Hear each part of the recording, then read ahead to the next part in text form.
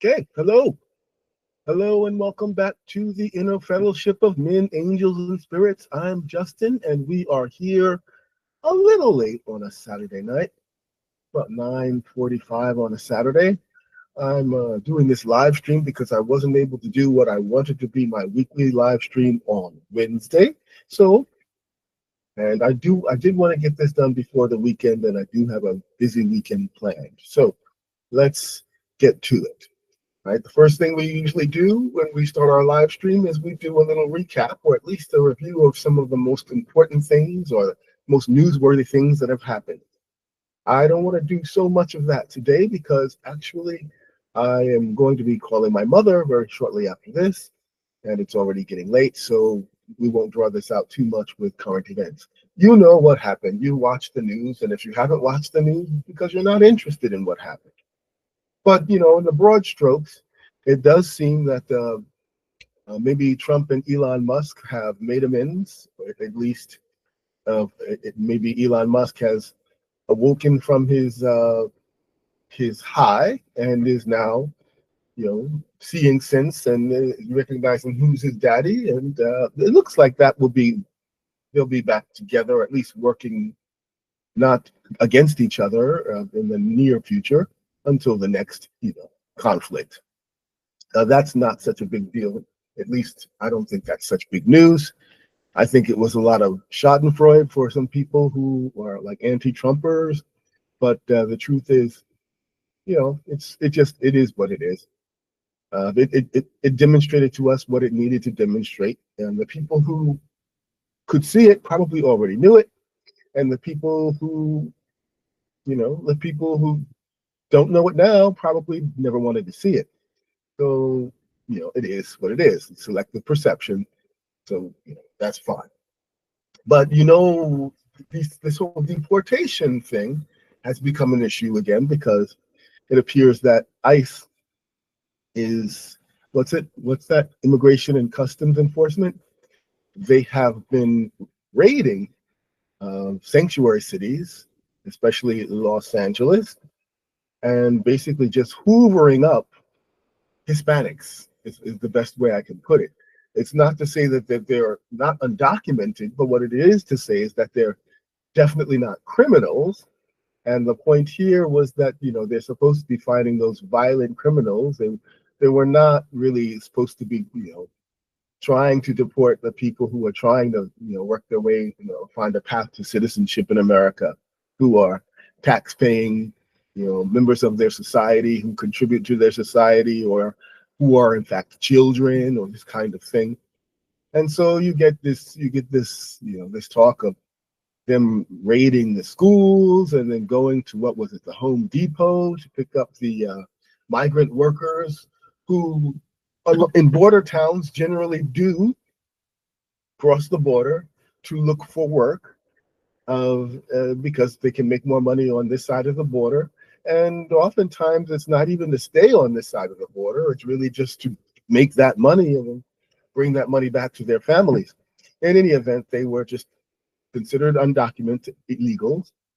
People who are residents who have been accepted by their neighbors were, picked up, and some of them ripped from their families.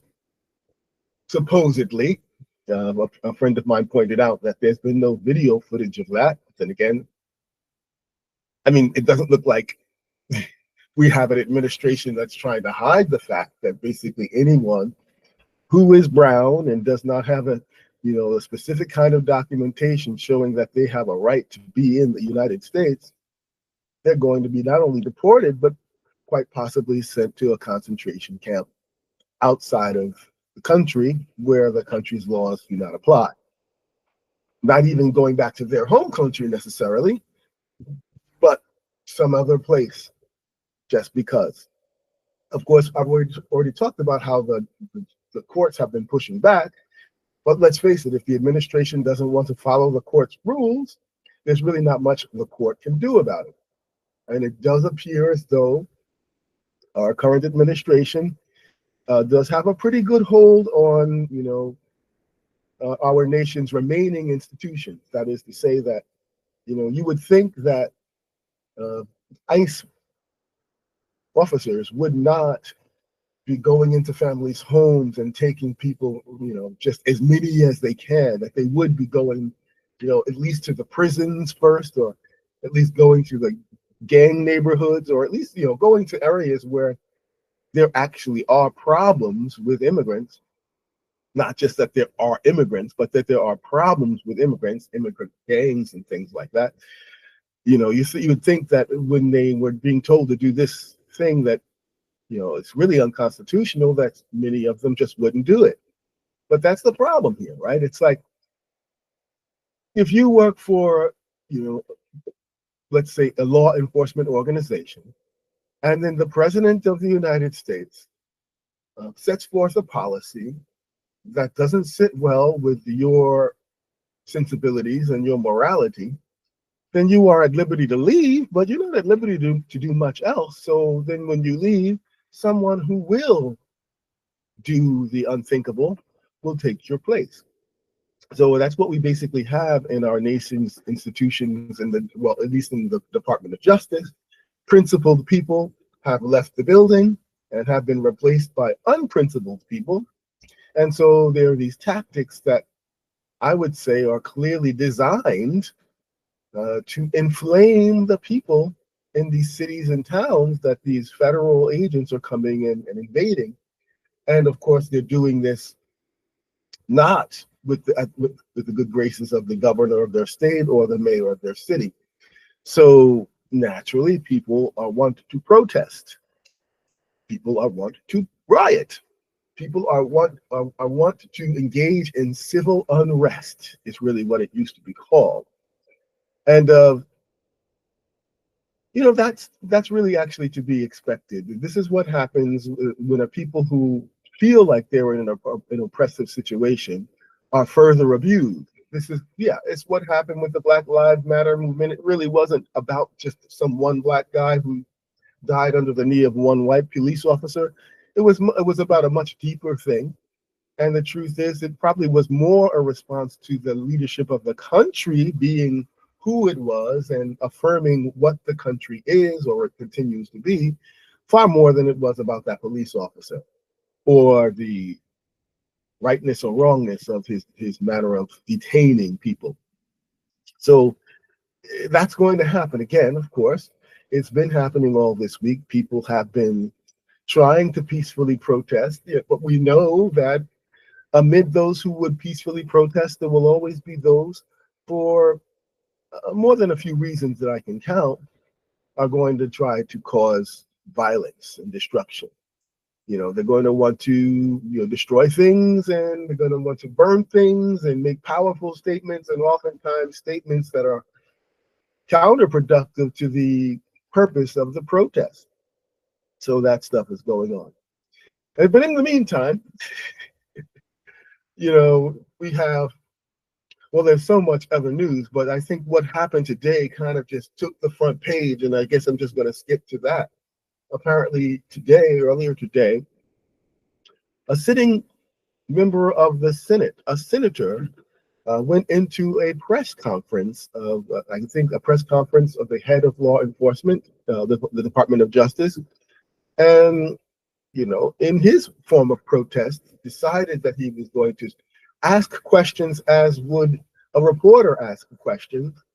Of course, not having been called upon, not having been invited to be there, but not that he needs to be invited to be in a federal building, since he is, of course, in the leadership of the federal government.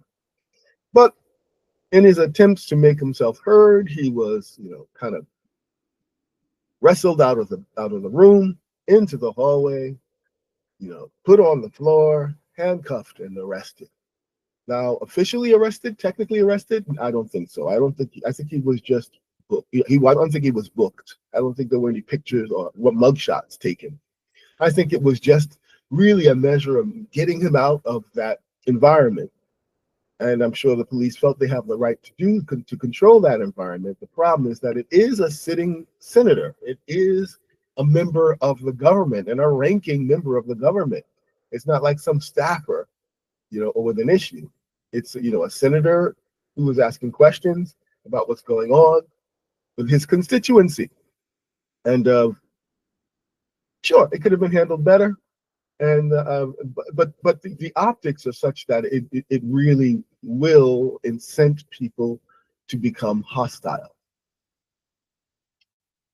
And here's the thing, right? It's like, so this weekend there's going to be a celebration of the 250th anniversary of our nation's army,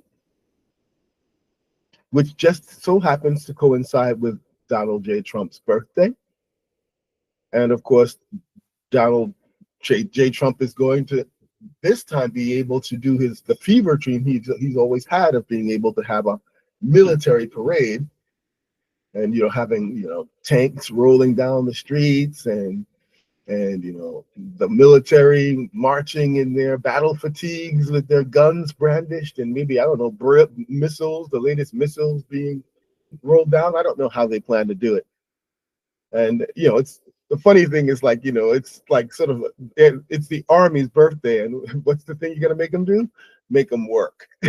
And not only work, but work doing something that's entirely unnecessary, just to engage in pageantry. So that's going to happen, and that's meaningful and profound. But I don't want to make too much of it, because there's so many other things to be upset about. And I think first and foremost, we have to keep ourselves in good spirits. And granted, if I was in America right now, perhaps I would be a lot more incensed, but I'm not. And so I'm not going to do that. Perhaps the advantage that I have is that perhaps I can keep something of a clear head. And a clear head is what is necessary for the purposes of the inner fellowship. So, yeah, while that's happening, there's going to be a movement called the No Kings movement, where people are going to be protesting in all the major cities. And of course, they want it to be the largest protest ever. And, I hope it's successful. I hope it's successful. If you're out there and you're thinking of protesting, remember that even though you're in the midst of it, you're still going to need to keep that clear head. Because this is the situation, like I was saying, it's like no matter how peaceful you want to be, a protest movement like that is never going to be but so organized, and there's going to be a measure of chaos associated. And now that Trump has seen fit to bring federal military forces to Los Angeles, and seems to have made an order that should be something that he can do in any city, in any state, just bring the Marines and bring the National Guard in to enforce the law, to protect federal property, which really makes it a tinderbox. Anything could happen. Any person could throw a rock at a military person, and that military person might respond, and that response could escalate things to such a point that someone who has a gun goes back to his house, gets his gun, and starts a gun war. What I'm saying? It's just it's so possible for this to turn into not a civil war, but an incursion, a domestic incursion, which is completely unnecessary, right? So, but I think this is really what Trump has always wanted. He's wanted to be able to violently put down his enemies, those he perceives to be his enemies, and he's looking for the opportunity to do that. And when I say he, I'm not saying it in such a way that I know him, but in the way that I identify him, and by what he has done and how he has been to my awareness. I understand this type of person of to be looking for the opportunity to show his power and to show his might, so long as it doesn't require any physical aggression, physical exercise of his own. I mean, if he had to actually have personal braveness or courage, I think none of these things would happen. But when it comes to committing other people he calls suckers and losers or something like that, I don't think he would really feel bad, even if they lost their lives, presenting just the kind of strong man display he wants to present, not just to America, but to the world. And to intimidate people who, and I'm going to put it quite frankly, who saw a future where, America was not just a white country or just a Christian country, or where white supremacy did not rule everywhere all the time, all at once. That's sort of a subtext that you may be sensitive to if you're of a certain persuasion or type, and if you're not, then you may not be sensitive to that, and that's fine. But there is that, it's out there. And so you've got these people who would like to protest, and they would like to peacefully protest and all up throughout the country. But the problem is, if they do peacefully protest, any violent action that happens during the course of that so-called peaceful protest makes it a non-peaceful protest. And rather than being protesters, they instantly all become rioters. And not only do they become rioters, but apparently we have a leadership that would not hesitate to call them terrorists.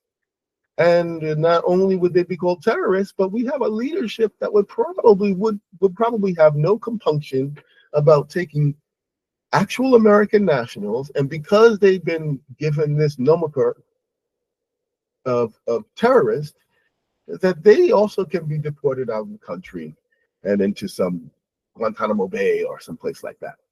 I can totally see that occurring. So they're kind of walking a thin line here, because if you don't protest, then nothing changes, and forces that you believe are not doing the right thing are running roughshod over everyone.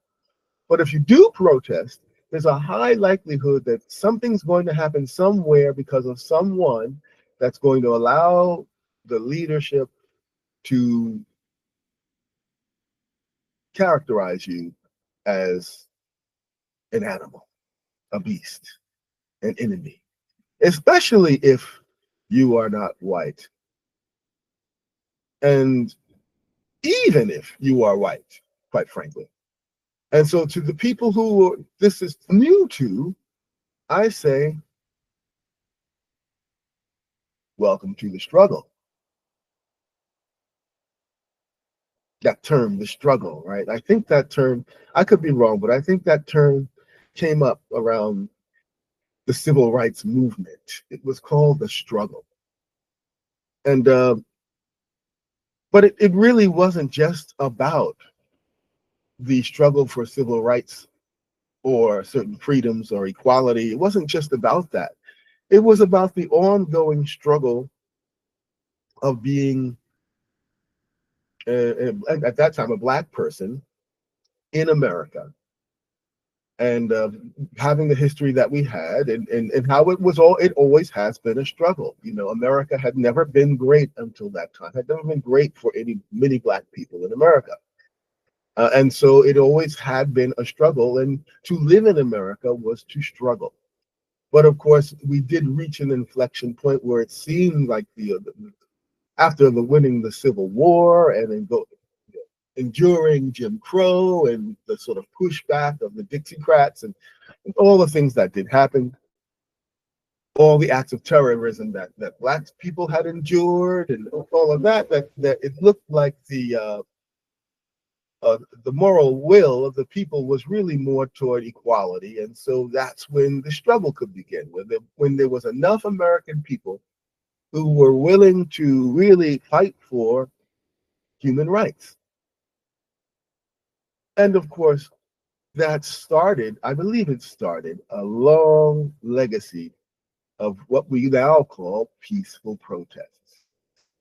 And so we associate with the peaceful protests the struggle. And now, mind you, there've always been Jews who have taken part in that struggle because they faced anti-Semitism, but not only that, but because they had a certain moral code that kind of almost demanded that they fight for that kind of, let's call it, justice. And then you had all the new immigrants coming in. Mexicans have always been there. We've basically just taken the land. So that's, if they happen to be on it, then there are Mexicans. There've been East Asians here from almost since the railroad. And but I think the struggle was uniquely a Black experience in that Blacks had been slaves and were considered most of all to be the least intelligent, to be the least capable, and the most dangerous. This is at that time. Now, that's not to say that Mexicans were treated like kings and queens, or that East Asians or Chinese Americans or Japanese Americans were not discriminated against. Of course they were, but they weren't as often hanged or lynched, and that was really, I think that really had more to do with a certain amount of fear associated with Black people. And to live in a country where that kind of fear exists in the hearts of the majority of people, even your own people of your kind, uh, you're always a part of that struggle that's going to be happening this weekend. That if you resist and something bad happens, it will be your fault. You will be one of the bad ones. So should you just go along to get along? Should you just, be the best person you can be, and just, if you see someone being abused or your neighbors being, you know, whatever happening to your neighbor by the government, should you just say, well, I'm going to keep my mouth shut? Like what we would call an Uncle Tom. Uncle Tom didn't do that, by the way. You should read the book. But or do you resist? And I think, with the civil rights movement, for the first time, we were given a kind of cheat code. It's not really a cheat code, actually. It's not. It's not really a cheat code. It's actually a divine principle that was laid down through Christianity and through other religions as well. And it was the principle of non-resistance, civil disobedience, but with non-resistance. When we say non-resistance, it's very interesting. I think it does come from, even though Mahatma Gandhi seemed to recognize this and he was not Christian, I think this really does come from Jesus' notion of to resist not evil. And I think, the reason why the civil rights movement was so successful was not because Martin Luther King was such a great man as its leader, but that he was, at least aspirationally, a man of God. And so he was really, his strategy and the strategy of those he worked with were attempting to implement a way of protesting, a way of resisting that was based on Christian principle. Resist not evil, but then how do you change anything if you don't resist the evil that that you need to change? And so he came up with this sort of, when he said peaceful protest, by the way, he wasn't saying don't hurt anyone, don't break anything. That would have been easy at that time. Most people of color were so scared. There's no way they were going to try to hurt anyone or break anything. It did happen from time to time, but you know, that's that it was easy to quell if you're talking about the 50s and 60s, right? Because all you needed to do was to give the police one reason to kill you, right? One reason to kill you, one reason to feel like they were threatened enough that they should kill you. And so he had to not give them that reason and yet protest. So this demonstration that he had orchestrated was not just a demonstration of civil unrest. It was not just a demonstration of protest. It was a demonstration of the evil itself. So a lot of these people, they actually put themselves out there to be abused. They knew they were going to be kicked. They knew they were going to be hit with water hoses, fire hoses. They knew that they were going to be beaten with batons. They knew they were going to have guns pointed at them. And the protest was not just being there, but the protest was remaining peaceful even as that was occurring. They were demonstrating Christian principles in such a way, in such a counterintuitive way, that it could not but speak to the heart of the average Christian, and even the heart of the average non-Christian, because the spirit of truth is poured out upon all flesh. They put themselves out there to be abused. Yeah, they had their songs and they had their good cheer, and they had their great speeches, but the bottom line is, what really made the difference is when the police or the authority found some excuse to inflict violence upon them. They simply did not fight back. And so all you could see on TV were these people being abused, even though they're not doing anything wrong, or at least nothing violent. And that was just what they did. You go into a whites only cafe and you just sit there and you're black, and all you have to do is be black and be in that cafe, and that's protest enough. But the real magic moment is when they say get out and you don't get out, and then they punch you or they drag you and you don't do anything about it. You just be as you are and just let the world see what they think of you, how they're treated. That was the demonstration. It was not just a protest. That was the demonstration. And the greater human rights movement, the feminine rights movement, the suffragettes, in many ways, it kind of graduated from that to this notion now that whenever there's something wrong, if you show up in great numbers with a big enough crowd, it'll show how many people agree with you about this thing, and that will be enough of a political statement to change it. And yeah, many times that is. I mean, if you're protesting your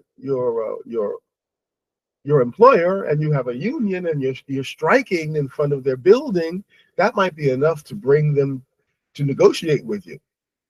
Sure, but that's not really how you move the government. You might be able to move certain politicians to vote certain ways because they realize so many of their constituency feel so strongly about it.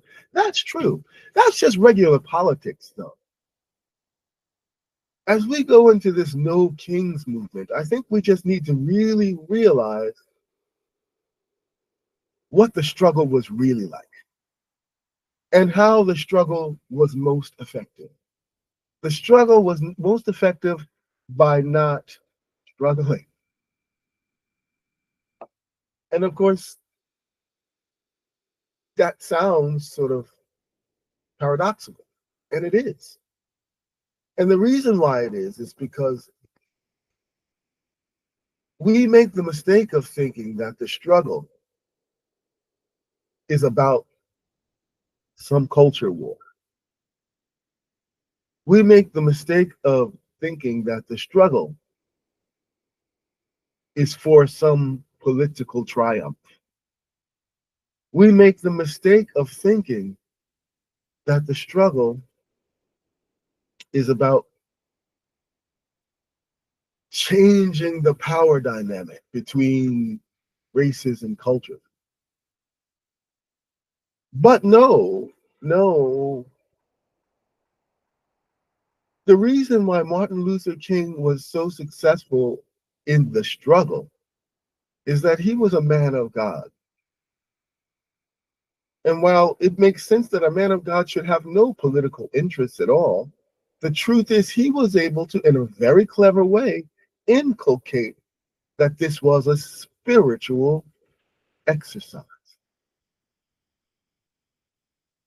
Now, I haven't listened to every one of his speeches, but I could see just by what he was able to accomplish by way of his leadership and how well people followed him, that he had achieved a spiritual unity that was profound.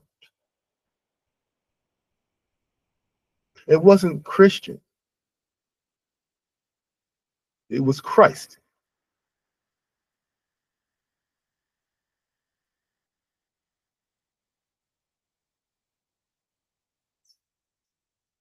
Jesus Christ said, was it, be you as wise as doves and clever as a serpent, something like that? Well, he gave that instruction because he was proud. We could. I don't think many people who would argue that he was probably the wisest and the cleverest man to live. And in all of his immense wisdom and all of his cleverness, the greatest thing he could do in this world was to allow it to crucify him when 33 years old. And at the time, they couldn't understand how that tracks. And so, of course, the Jewish mind is going to, say, try to rationalize it in the way that the Jewish mind would at the time. Okay, so his physical body was a ransom for our sins. That's how it worked between us and our God, and God as we know Him in our covenant. And so so that's what happened. We offered him up as a sacrifice. He willingly gave himself up as a sacrifice, and now God has forgiven us. And so mission accomplished.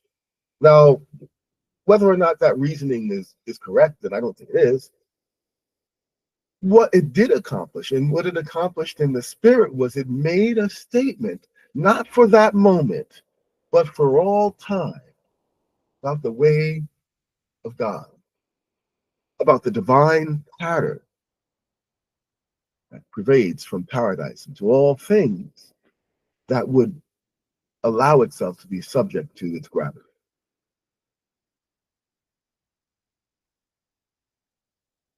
Resist not evil, but aggressively do good. This is what he did. And I don't think any of the Jewish people or the Gentiles or the Romans or I don't think any of the people at that time in that day could understand it. But here you have thousands of years later, 50s and 60s America, Martin Luther King understood it. Mahatma Gandhi understood it. You don't just fight to make things the way you want them now. You must be the way you want things to be. And let that be the challenge to the way things are now. If there is a better way, you must be that better way and face the consequence of having done that without resistance. So you can protest. But if you get into some trouble, some good trouble, as they say, and the police are coming for you, you let them arrest you. If they're abusive, take the blows. And how do you do that? How do you do that in times of such civil unrest? How do you do that in times of such antipathy? Well, I think it's obvious. The struggle is not a physical one. It is not a social one. It is a spiritual one. And no matter what you believe or don't believe, you are having a spiritual experience. The simple fact that you are standing upright, speaking in words, trying to do the right thing for whatever reason you think you are having a spiritual experience. In every moment that you make a moral decision, you are having a spiritual experience. Other animals don't do that. But the thing about the spiritual experience is that it goes in a direction. It ascends. You are meant to ascend to the highest spirit possible. That is the indwelling spirit, which hails from paradise and is directly given to you from God, much like your personality. So you can personally do that by identifying with that indwelling spirit. But it is not something that happens all at once, and it's not something that happens just consistently in one way. But one thing I have noticed to happen is that, quite regardless of what religious context people put it in, the first thing they experience as their spiritual experience, let's put it this way. You'll find this with the most religious people. They're like pigs that realize they're not supposed to be pigs. And when you're a pig and you suddenly wake up and realize, wait a minute, I'm not supposed to be a pig, what's the first thing you notice? You notice the slop. You notice the flies. And whereas when you didn't know you weren't even conscious enough to know that you were a pig, but then especially not conscious enough to know that you should be more than a pig, the slop didn't bother you. The flies didn't bother you. But now your spiritual journey has begun, and the first thing to greet you is the uncleanliness of the present status of things. And while there have been real things, real personalities, evil, fallen angels and spirits and things like that, more often than not, when we speak of demons, that's really what we're talking about. We're talking about the pitifulness of our condition as we waken to it with a spirit that is compelling us to go higher, to rise from it. We realize first thing we want to do is wash away the dirt, get rid of the pests. And most people at that first stage of the spiritual experience, most people just get stuck right there. They wake up and they realize, oh my goodness, there's so many demons. There's so much slop, so many flies, so many things to irritate. And they just get stuck right there. And that's the whole of their religious experience, is trying to get rid of all of their demons, trying to fight all of their demons, trying to resist evil. And it is in that phase of mode of thinking and phase of operating that you get the typical protester who wants to burn something, who wants to disrupt something, who wants to fight, who wants to have the immediate satisfaction of having directly addressed the things that irritate him. He makes the struggle about the situation that he is in, but not realizing that the struggle is to ascend out of that situation spiritually, not physically. Not just to change the situation, but to elevate in such a way that you transcend that situation and you can see it better for what it is. Slop keeps a pig cool. Flies decompose matter. Right? So what Martin Luther King was really compelling us to do, Martin Luther King was compelling us to not be the pig who's trying to clean the slop and swat away the flies. He was trying to say that the struggle was not just to change the laws. The struggle was not just to set certain people free. It wasn't that simple. The struggle was to make choices that kept you in alignment with the righteousness of God, even as you did it. And that's what Jesus did, right? That's what he did. And in doing so, you reveal not only yourself to be good, but you reveal just how bad the other is in contrast. Now, if you are at that first phase of ascension where you just swatting the flies and fighting your demons, then you're going to be like most people right now. And this is not about how intelligent they are or how old they are. No, this is all about the degree to which they have identified with the spirit and in what ways, actually. I was talking to that friend I was telling you about on Facebook. She is a pro-Trump person. And she was talking about the LA riots or peaceful protest, depending on what your political persuasion is. And she was like, I don't know why the Democrats always do this. And that struck me. I was like, wait a minute. I asked her, do you think the Democrats are doing this? And she says, of course. Of course. They're paying people to go out and to protest and to destroy property and cause a problem. The Democrats are doing this. I was thinking to myself, well, the Democrats had that much power over that many people, they would be in power, right? I mean, if they just had that much power to control what people do, they would be in power. And it's funny, the next day I was talking to my friend whose mother had passed away, so we had good occasion to speak and sort of condole and things like that. And he was talking about the Trump supporters, and he was like, I could never live near those assholes.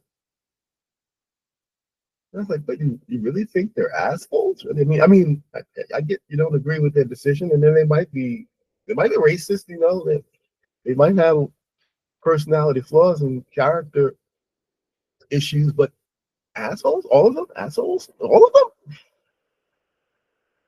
And I think most of us unconsciously understand this. We understand that we're not talking about. When my friend on Facebook was talking about the Democrats, she wasn't talking about the Democrats. She was talking about her demons. And when my friend, the anti-Trumper, was saying all those MAGA people are assholes, he wasn't even talking about the MAGA people. He was talking about his demons. And that's what we do at the very beginning, especially if we're not willing to go any further. We make it about fighting our demons. We give our demons a name, seek them out in the world to do battle. We started this journey talking about that, so I won't go too deeply into that. But I do want to point out the reason why it was so important for us to come to an understanding of the fact that the biggest reason why so many people are not identifying with the indwelling spirit is because the first thing they thought to do was to try to clear away all the things that bothered them and just assume that the spiritual journey was just going to be about that, and then they're going to identify fully with God after they've vanquished all the things that bother them that are so ungodly to them. But if the struggle is to be successful, you do need social problems, material problems, issues of the day to make decisions about. But remember, in the making of those decisions, that the struggle is to identify with God in the process, not to identify with your demons for or against them. Somehow, Martin Luther King was able to convince a pretty substantial number of people to do that. And while none of them may have been conscious of the fact that that's what they were doing, and perhaps America watching on may not have identified or been conscious of the fact that they were recognizing the spiritual triumph of them having done so, and seeing, therefore, the righteousness of their proposition.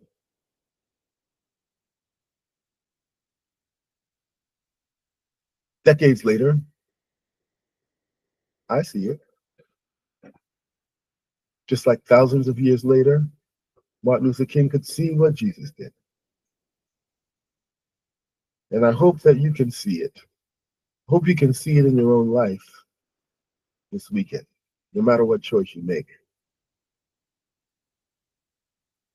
Now, I'm not telling people to go out there and protest, and I'm not telling people to go out there and not protest. I don't hold any illusion that I'm reaching so many people that, riot police officers are seeing this, or ICE officers are seeing this, or any politicians are seeing this. But what I am saying is that whoever is seeing this, it would be good to know and to demonstrate that the real struggle will be to meet these problems with choices to identify with the indwelling spirit. Now, like, I may have said this before, but like the human identity, I've said this before, but it's good to review. The human personality, I don't want to say the human identity, but the human personality is like a Christmas tree. At the bottom, in its materiality, the branches seem to reach out longer. They seem to have a greater effect upon the trees around them. But they are they are what we are when we are conscious of being no more than the pig who's now beginning to be irritated by his own slop and the flies that are flying around. But as we make spiritual progress, we ascend in our identification, in our alignment of identity with higher branches on that tree. And it seems like those branches are getting smaller and smaller, having less and less of an impact. But that's not actually what's happening. It's that they're reaching less downward and outward and more upward and inward. That's what's happening. And while it does not seem that that's having as much of an immediate effect to the branches on the bottom,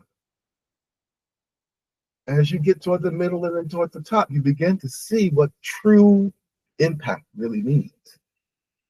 Because as you get to those seemingly shorter branches, what you're seeing is the work that's being done in the spirit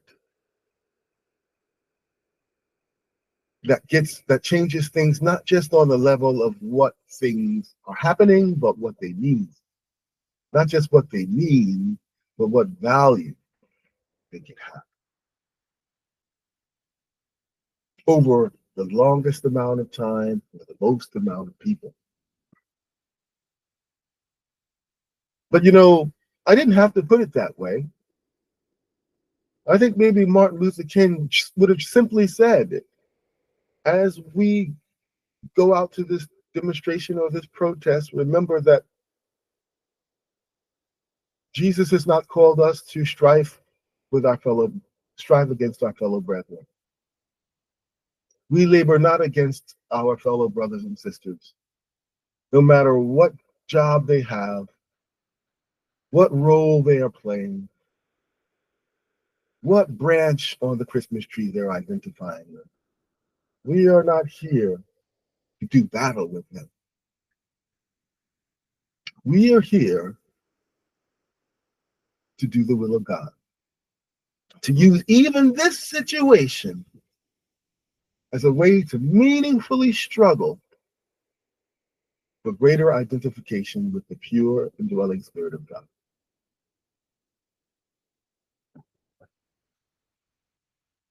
Thus empowering you to see even that which appears to be an enemy to most as someone that you love, that you care for, that you respect, who has a family, and all of whom you would want the best for if you truly knew it.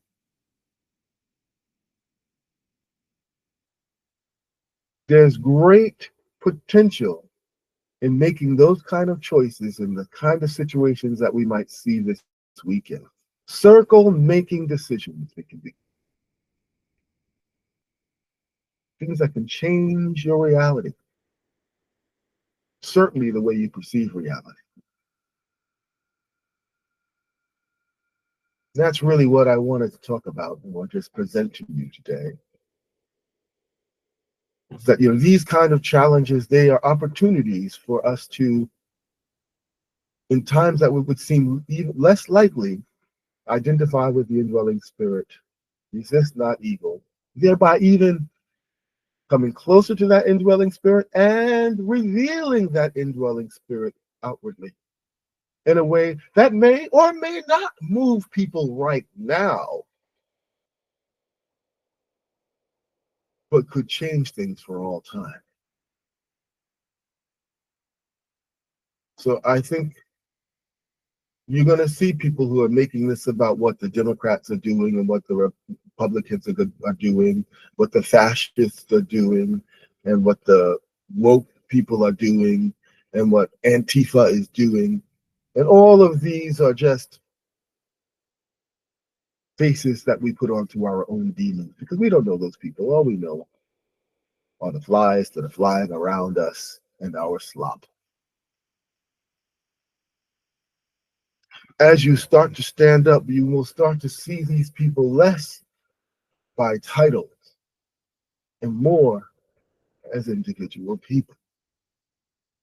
And you will have to, as you rise up to the higher branches on the Christmas tree, you'll begin to realize that what you were perceiving on the lower branches were illusions. Not necessarily unreal, but just less real than what you are now spiritually perceiving. Illusions. I've told you this many times. Not a thing. Antifa, not a thing. Republicans, Democrats, all of that, all of the things that you are telling yourself are responsible for the things that you do not like, they are your demons more than they can be anything else. And the best way to do battle with your demons is to do good. Choose God and not them. To fight them is to choose not God, but actually to justify them. Just in the same way that I'm sure you've heard, if you go out there and protest, please protest peacefully, because if someone throws something that is going to justify, the president to call in the National Guard and call in the Marines, and then that's going to justify, the protesters to take out their guns, and that is what it means to resist evil. But that should need to be explained to you. If your first and most important motive is to identify with the indwelling spirit of God, we know that even though you may choose to go to the protest or not, even though you may choose to follow orders or not, every choice that you make in your moments of greatest sincerity will pay off with higher insight and wisdom, sense of security and understanding, and awareness of God in your life, if you have truly done it in order to identify with the indwelling spirit better. So I guess that's really all I wanted to say. I'm not going to go on too much further with that. I mean, there's so much more, as always. But just remember, like I said, if you're going out there, or even if you're not going out there, even if you're just watching what's happening on TV, the military parade, and the immigrants being shipped away, and Americans being beaten or rushed to the ground, leaders being handcuffed because they are protesting what the other leaders are doing.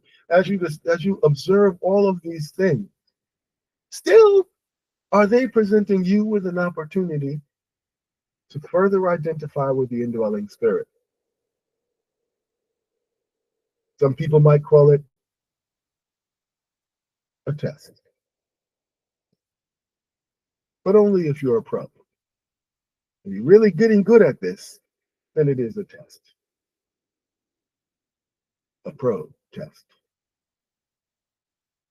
But if you're not good at this, it's just a temptation that, like you have in the past, you will succumb to. Right? And just remember that when we started this journey about a year or so ago of making these videos more regularly,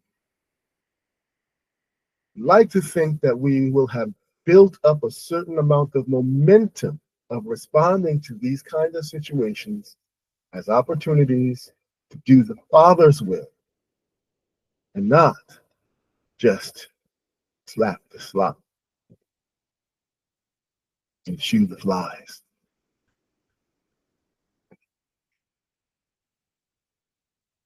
That's all I'm going to say. We'll talk about this after all that happens this weekend is said and done. Remember, my first message was the only thing you need to be concerned about, personally, you yourself need to be concerned about, is the choice that you are making. Be good people. Be God people. See you next time.